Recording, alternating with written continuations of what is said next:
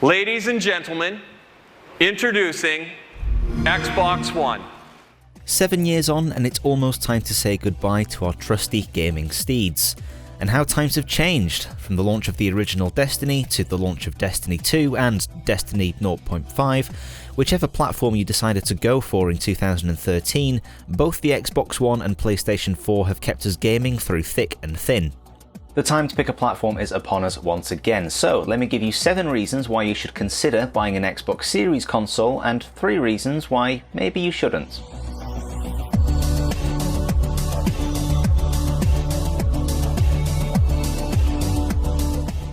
Let's start with the hardware. Microsoft is offering 2 variants of the Series console, the X and the S. The Series X is a powerhouse machine aimed at outputting 4K visuals as a minimum, while the S is tamer in its target of a 1440p resolution. Their graphics capabilities may differ, but they both feature very similarly clocked CPUs, the same RAM clock speeds, and the same speedy SSDs, albeit in different capacity sizes. It may sound complex, but all you need to remember is this. The Series X is for those who own 4K TVs and want to be on the bleeding edge of graphics.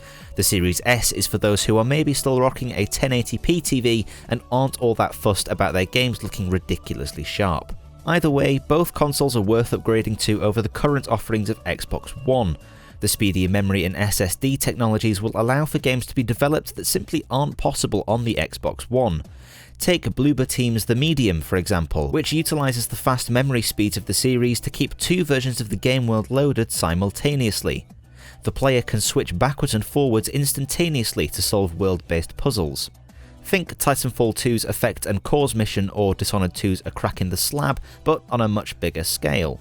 These enhancements in hardware are what will enable new games to innovate in a way that isn't possible on our current generation of consoles. Another benefit of launching with 2 variations means 2 price points. The Series X is launching at £449 here in the UK, while the Series S arrives at £249. Both of these consoles are aggressively priced given the hardware that they pack. Bloomberg technology analyst Matthew Canterman reckons that Microsoft will be making a $100 loss on every Series X unit that they sell. It appears that Microsoft is planning on propping up their revenue stream with Game Pass this generation, though don't worry, we'll get to that. It's the Series S that appears to be the tastiest of the packages. £249 places it cheaper than a Nintendo Switch, which pictures it as the perfect entry point to the next generation of games. Combine that with the offering of a 0% finance package that includes Xbox Game Pass Ultimate, and both series consoles look rather appealing from a monetary perspective. Consider also their sizes. The Series S in particular is tiny in comparison to even our current generation of consoles, meaning it would look fantastic in a home theatre setup, but could also be small enough to be justified as a bedroom media centre. You might have to think more carefully about where you'd position a Series X with its Goliath structure, but if it absolutely has to be on show, at least it'll look good while doing so. I've mentioned Game Pass several times already, and that's because you simply can't talk about this next generation of Xbox without bringing up Microsoft's holy grail of gaming. £10.99 a month grants you access to a rotating library of over 150 games to play on your brand new console, and also bundles in your fee for multiplayer too. Where Game Pass shines is that all new exclusive titles for the Xbox come straight to Game Pass on day one. No need to shell out £60 every time a new Gears or Halo drops. If you have Game Pass, you have access to all new and exclusive titles. Microsoft recently announced that EA's service offering of EA Play will also be included with the Game Pass subscription as of sometime this holiday, expanding the library of games even further.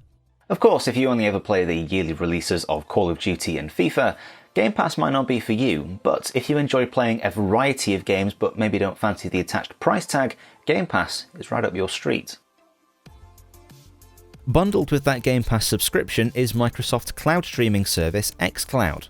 Recently released to the public on Android devices, xCloud allows you to access your Xbox game library from anywhere with an internet connection. There are 2 options. You can either access the Game Pass library running on one of Microsoft's cloud servers, or you can stream games running on your own Xbox console across your home network.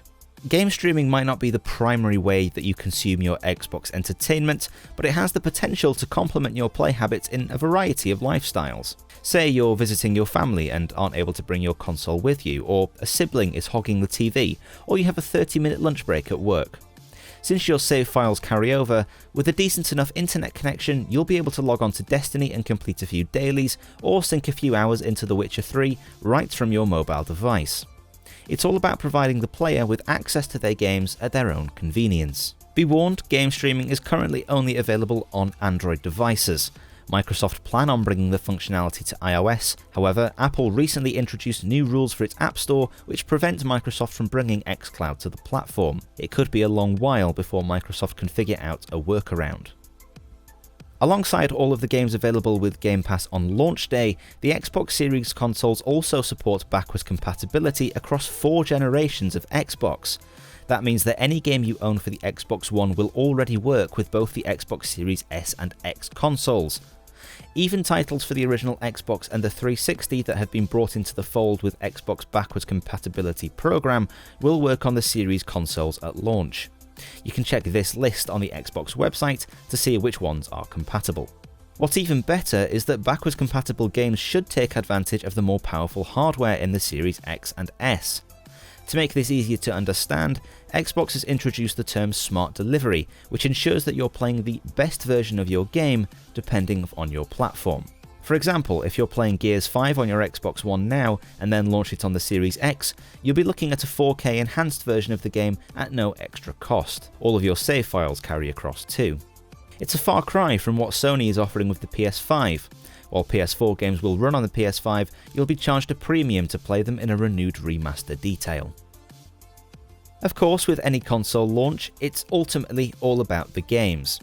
Xbox was severely on the back foot this generation, with very few exclusive titles giving the incentive to be on the platform over Sony's PS4. After several studio acquisitions, one of them being the entirety of Bethesda last week for a cool $7.5 billion, Xbox is now in possession of 23 first-party game studios. And they're heavy hitters too. 343 Industries, Double Fine Productions, Obsidian Entertainment, plus the aforementioned Bethesda Studios, just to name a few. There's some serious talent under the Xbox wing, so it'll be interesting to see the games that come out of these studios' pedigrees paired with Microsoft's deep pockets. What could be better than that? Remember, all first-party titles released by Microsoft will come to Game Pass on day one. It's the gift that keeps on giving. No matter how optimistic we are about vaccines, we will still be in a global pandemic by the time these consoles drop in November.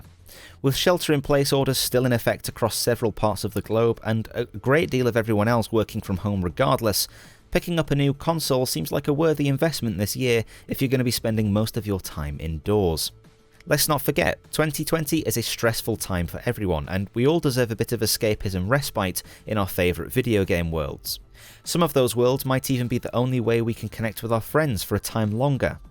Considering how much people are managing to save on transport costs, these consoles might even be more affordable than ever depending on your own personal situation. That said, with a global pandemic also comes a global recession, and for a lot of people, the money will be a considerable source of anxiety. Even though there are reasonable finance payment plans for both the Series X and the S, remember you should never enter into a finance payment plan unless you're absolutely sure that you'll be able to see that payment through to the very end. Not doing so could have severe consequences. So, if you're not in a position to upgrade right away, don't worry. Head of Microsoft Studios Matt Booty has said on several occasions that the Xbox One will still be supported with games for at least a couple of years after the launch of the Series X. The new consoles will still be waiting for you later down the road, and who knows, maybe they'll even see a price cut by that point too. It can't be avoided. If you want to play the exclusive titles that Sony has to offer, you're gonna have to opt for a PlayStation 5. Sony killed it this generation with their lineup of exclusive titles, Spider-Man, God of War, Horizon Zero Dawn, etc., and with most of those titles receiving sequel updates sometime in the next few years, you'll need to own a PlayStation 5 to experience them. A happy middle ground could be found on the PC platform. Sony released both Death Stranding and Horizon Zero Dawn on PC this summer and are reportedly interested in continuing to release more PlayStation titles on PC soon. But if you want to experience them as they release, you won't be able to do so with an Xbox platform. As one of my favourite tech reviewers, Mr. Mobile, says, never buy a piece of hardware based on its promises of the future. Some of that mentality applies when purchasing an Xbox Series console. xCloud game streaming is still in its infancy. Although Microsoft owns a stonking plethora of game studios, it remains to be seen whether they'll all deliver games you'll actually want to play. If you're looking to buy an Xbox Series console, you should be looking at what it can offer you right away, and luckily that appears to be quite a lot. The hardware is solid, the game library is already there, and Game Pass is paving the way for game monetization. It all depends on what you think your own personal priorities are when buying a console, and whether you think that the PlayStation 5 or the Xbox Series will be the best to fulfill them. So what do you think? Will you be picking up an Xbox Series or a PlayStation 5 this November? Let me know in the comments below, and be sure to tell me why. Also, make sure you're subscribed to the channel and enable notifications so you don't miss my video in a couple of days where I'll go through the reasons why you should